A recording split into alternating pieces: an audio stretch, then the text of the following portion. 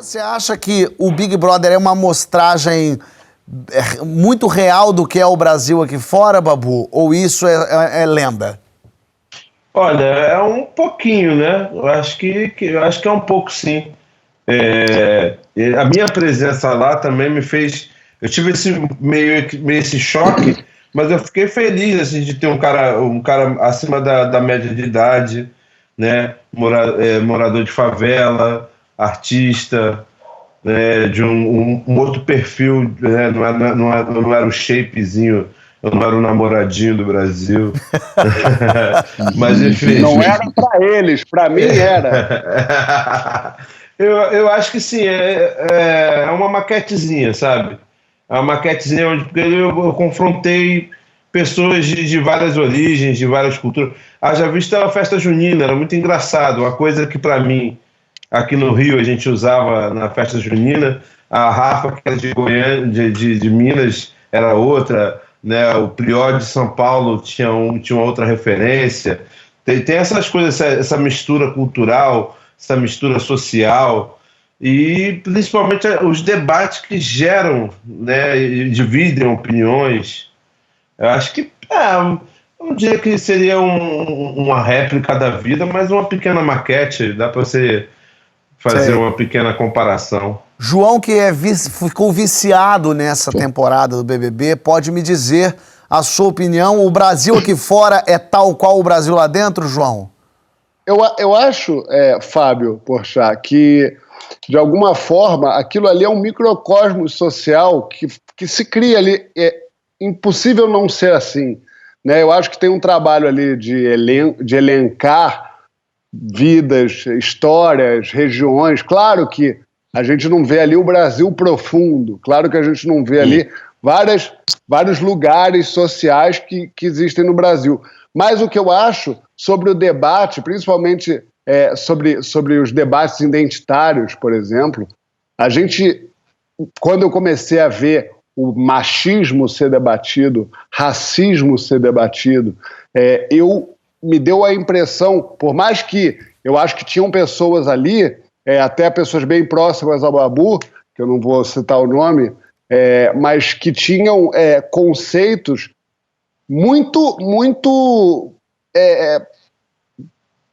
antigos do que é a sociedade mesmo, assim, tipo...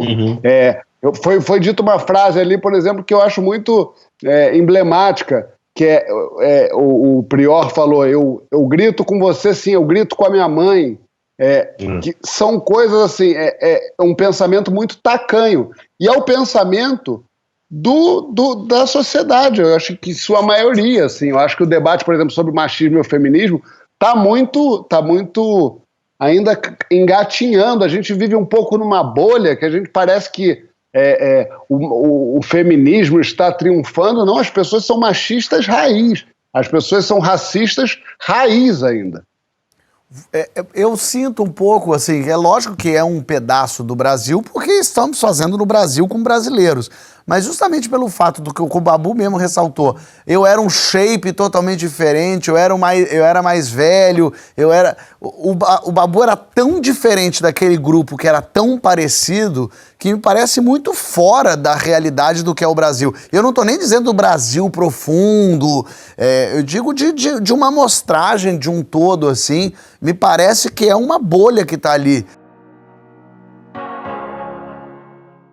O que eu acho do Big Brother? Eu não acredito que a gente tenha uma representação fidedigna do que é a sociedade brasileira. Acho que uma coisa é você dizer que você gosta do programa e dali pode sair alguma ideia que preste. Isso aí é totalmente compreensível e acho legal, segue o bonde.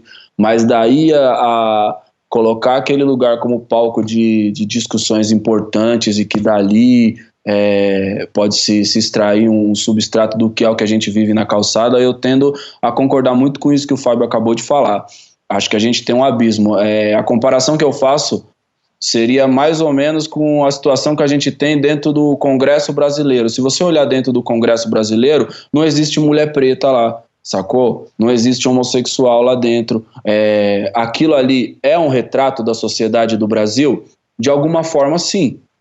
Mas aquilo ali é um retrato fiel do Brasil que a gente encontra nas calçadas? Não, existe um abismo entre um e o outro. Eu acho que os personagens são elencados de uma maneira cirúrgica a fortalecer o mesmo tipo de estereótipo, o mesmo tipo de padrão, sabe? Não não quero ser cruel, na minha opinião, mas é porque eu não sou um apreciador de Big Brother, sabe? Eu torci pro Babu, mas eu torci pro Babu porque eu já torcia pro Babu aqui enquanto ator, sabe? Eu não tenho o hábito de sentar e assistir esse tipo de coisa, não me interessa. Na live tava falando com o João, e ele falou, mas você não gosta de dar uma espiada na vida dos outros? Aí eu falei pra ele, mano, quando eu morava na Vila Zilda, tá ligado? Aqueles conjugadinhos, parede com parede, você já ouve a vida dos outros quando você não quer. Agora que eu ganhei dinheiro, eu vou ficar olhando a vida dos outros. Eu quero olhar pra minha vida agora. Brincando um pouco com o que o Babu falou, o BBB, de certo modo, é um microcosmo da sociedade brasileira, mas com personal trainer, né? Tem um pouco de representação do que é a sociedade brasileira, mas tem um recorte ali que deixa muita coisa de fora e tal. Mas, talvez, sobretudo, os espectadores, talvez na dimensão de quem está de fora da casa, é que a sociedade brasileira melhor se revele no Big Brother. Assim, pelas votações, assim, as votações, elas são um reflexo dos valores da sociedade brasileira, dos preconceitos da sociedade brasileira, das identificações da sociedade brasileira e de como é que tudo isso está mudando, né? Então, nesse sentido, não me parece por acaso o sucesso que o Babu fez e a vitória da Thelma, não. Acho que isso tem a ver com um papel muito ativo que determinados movimentos sociais, né, no caso, movimentos dos grupos chamados subalternizados ou identitários, têm realizado nos últimos anos. Eu não imaginaria o sucesso do Babu e da Thelma, por exemplo, 10 anos atrás. O Big Brother já teve uma pecha de programa alienante, as pessoas falavam ex-BBB e tal, e de repente se politizou o Big Brother, quer dizer, falou-se muito sobre isso. Você, quando foi convidado para entrar, ficou meio com medo de entrar nesse mundo BBB e lá dentro você achou que as discussões... Porque, por exemplo, o João citou o Prior, mas não falou o nome dele, mas, por exemplo, o Prior tinha uma série de opiniões e uma série de questões que ele falava lá dentro. Quando ele saiu, surgiram outras questões aqui fora, inclusive, e você ficou meio que junto desse time, enfim, independente das questões de jogo e tal. Eu quero saber, você sentia essa politização lá dentro do Big Brother? Isso te surpreendeu? Olha, João, poxa, me surpreendeu um pouco. Até eu curtia. Eu lembro assim, desde o primeiro, eu achei meio interessante que eu morava na Rocinha quando rolou o primeiro. Eu achei muito interessante, quando eu comecei a ver, eu falei, meio bobo. Eu lembro do Bambam, que eu ficava, tem uma implicância com esse cara. Tal. E de repente... eu parei para ver o cara, um brutamonte, chorando por causa de um boneco de madeira. E eu fiquei assim, eu falei, caramba, que loucura. E me fascinou um pouco observar o ser humano. Você entra ali, estou exposto, eu estou na Globo, estou não sei o quê. Aí você coloca uma armadura e o que me fazia curtir o programa é você ir tirando essa armadura da pessoa até você ver o lado oculto dela, né? Acho que no primeiro era muito mais latente isso. As pessoas não sabiam que era o impacto Big Brother. Com o tempo, as pessoas foram se preparando mais, as pessoas foram interagindo mais. Eu lembro que o que me impulsionou foi o Big Brother passado, que eu lembro que eu vi o princípio, aí depois eu fui pegar lá no finalzinho, que tinha o Rodrigo França, que é muito meu amigo, aí eu quis ver como é que ele estava ali. E aí eu vi uma situação e de repente tem aquela figura campeã, teve todo... Aí eu comecei a observar, né? Teve toda essa questão da virada dessa política, não sei o que. Eu falei, caramba, acho que tá tudo meio misturado, né? E ele começou a me chamar a atenção nesse sentido. Eu, de fato, era um espectador que dá pequenos mergulhos, né? E esse ano... a quarentena fez com que o Big Brother tivesse um holofote ainda mais forte, né? Eu acho que as pessoas começaram a se sentir íntimas, porque estava como nós lá, confinado, não tinha mais nada ao vivo, só um jornal, só morte, só morte, só morte. E aí você tinha aquela fonte de entretenimento. Eu, quando eu aceitei, cara, eu falei aqui, não sei se estava, acho que a gente estava em off, né? A princípio, eu tinha aceitado porque era um trabalho, eu estava duro pra caramba, ia pegar lá o cachê, eu pensei, o que eu faço, só não posso agredir ninguém, eu vou pegar aqui, eu vou ficar 2, 3 semanas, eu estou trabalhando montando uma banda, falei, pô, vou ficar as 3 semanas aqui, minha gente vai vender show pra caramba, cara, aí beleza. E aí eu caí na magia do programa, porque eu acho que é muito engraçado isso. Vocês debatem, tem muita coisa que eu vi que foi debatida aqui fora que a gente não fazia a menor noção lá dentro. Então era outro jogo lá dentro. Uma hora eu cheguei assim, encontrei o Chumbo, e aí eu comecei a falar, bom, vou me colocar como espectador, como é que eu gosto de enxergar esse jogo?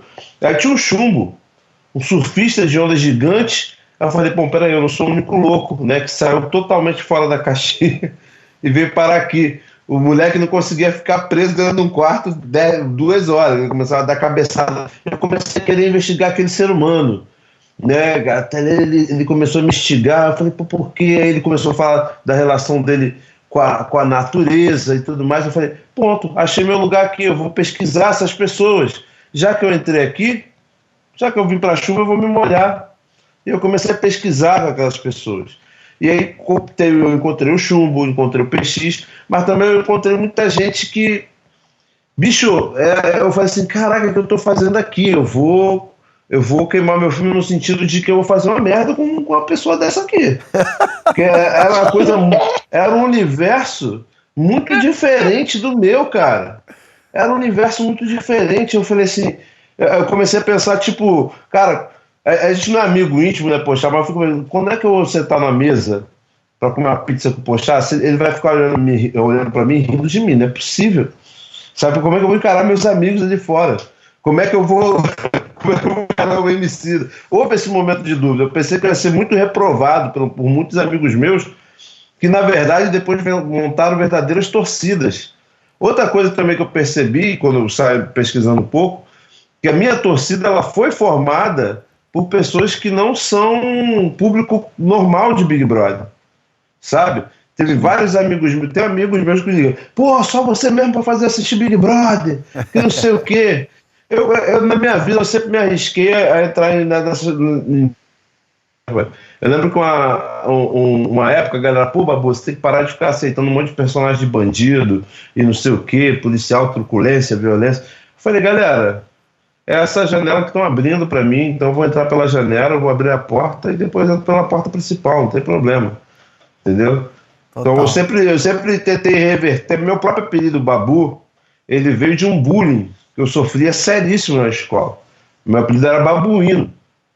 E assim, eu virava um samurai, sabe? Até uma hora que eu cheguei assim e falei, pô, cara, quer saber uma coisa? Vou pegar essa chinela que tá me batendo, vou virar ela, vou transformá-la numa viola. Sacou? Eu vou pegar essa coisa que me assola e vou transformar numa coisa que me impulsione. Falei, não, então tá, Babu. Corta aí o Babu e que fica Babu. Meu pai, o apelido dele era Babu por outro motivo. Eu achava bacana. Falei, então é Babu. Então tudo já é. Vamos pro Big Brother? Ah, vamos pro Big Brother. Vou pegar essa grana aí, vou pagar umas continhas. Aí cheguei lá, tinha uma piscina, né, tinha uma cervejinha de graça.